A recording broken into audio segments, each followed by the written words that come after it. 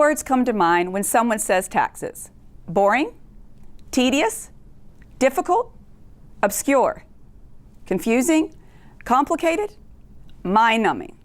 The details of the 73,594-page tax code can be all of those things. However, tax planning for better returns on your investment boils down to 3 factors: rate, timing, and deductibility. First, I'll explain what each of these is and then demonstrate how you can keep more money in your pocket. Rate. Rate is the percentage at which you are taxed. Paying taxes at a lower rate leaves you with more money in your pocket. Assume you bought shares in a company and have earned money on your investment. You'll have to pay taxes on the money earned. If you received cash from the company, what people call a dividend, you could be taxed as high as 20%. However, if you earn the money because you sold the shares at the end of the year, you have what we call a short-term capital gain. In that case, you could walk away with a lot less because short-term capital gains tax rates can go as high as 40%. Now, timing. Timing is based on the principle called the time value of money.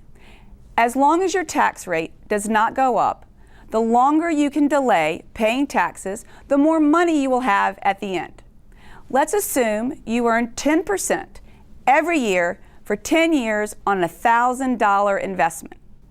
If you received your return as a cash dividend, paid 20% in taxes every year on the return, and continued to reinvest the money, your investment would grow to over $2,100. If the company doesn't pay dividends, but the stock price increases by 10% every year, no tax consequences occur, and your investment grows to almost $2,600 in 10 years.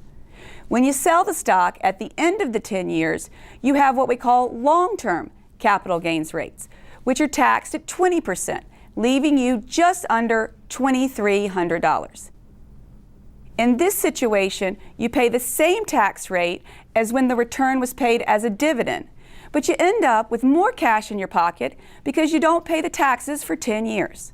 So, you are worse off when a company pays a dividend because you lose the ability to earn money on the cash taxes that you pay to the government. Finally, deductibility. Deductibility is the ability to deduct the cost of your investment on your tax return. When you deduct your investment, you reduce your taxes and have more cash to invest. Let's go back to the investment of $1,000. If you can deduct your investment in the stock, you will be able to reduce your taxable income by $1,000. If your tax rate is, say, 20%, this deduction will save you $200 in taxes.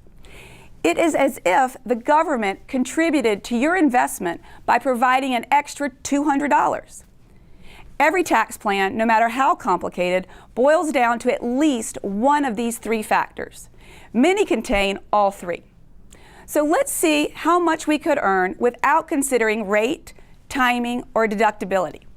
This time you're going to invest $1,000 in a bond that is not deductible, earns 10% in interest every year, and you pay taxes on the interest at 30% every year. At the end of the first year, you will have $1,070. If you continue to reinvest for 10 years, you will have over $1,900. However, if you get a deduction because your $1,000 investment in the bond was put into an individual retirement account or an IRA and your tax rate is 30%, you actually have $1,300 to invest, $1,000 from you and $300 from the government. If you don't pay taxes on your 10% return for 10 years because the tax consequences are deferred on investments in an IRA, you will accumulate over $3,300 before paying taxes. If you sell the investment and distribute the cash from your IRA when you know your tax rate will drop to 15% in 10 years, you will have over $2,800. Voila! You have just earned $900 extra by investing in a bond through an IRA and withdrawing the money when your tax rate drops. Whether you are simply using an IRA to invest or engaging in complex transactions, don't let the details intimidate you.